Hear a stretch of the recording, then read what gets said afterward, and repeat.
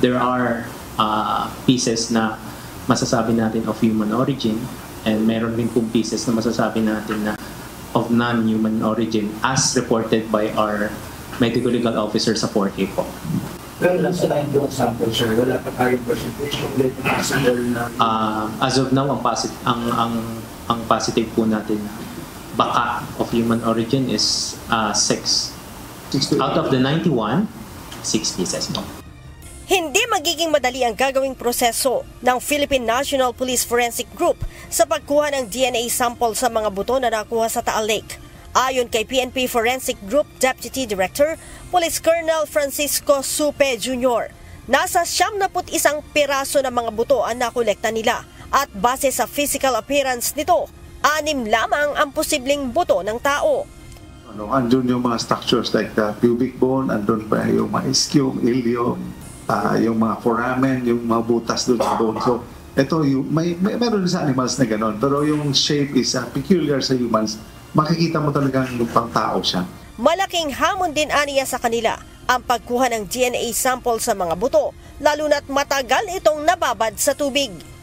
Very challenging po ito kasi considering po na submerged po siya tubig.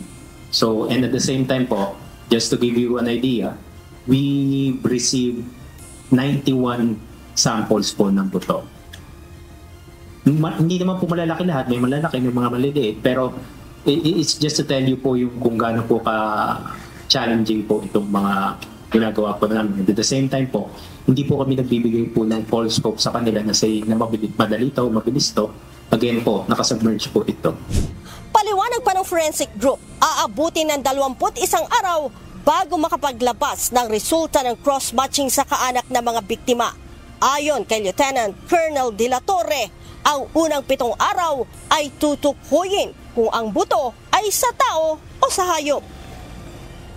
Kasunod ang panibagong 7 araw na igugugol naman sa pag-extract ng DNA sample sa mga buto. Pagkatapos ay karagdagang 7 araw naman sa cross-matching.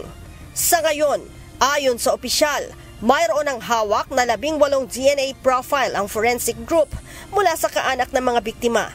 Sa kabila nito, tiniyak ng forensic group ang integridad ng resulta sa gagawing pagsusuri ng mga buto. Ang sa amin naman po is, whether or not maka-generate kami ng sample o hindi, we will still be trying po. We will still subject everything to examination po. Just as so na magkaroon po kami ng findings. At upang masigurong hindi ma-contaminate ang mga sample, mayroon na ani ang mga tauhan ng forensic group sa Taal na siyang magbabantay sa mga nakukuhang buto.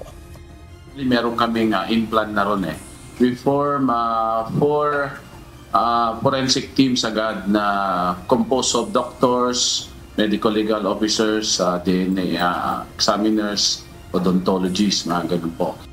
Leia Ilagan, UNTV, News and Rescue.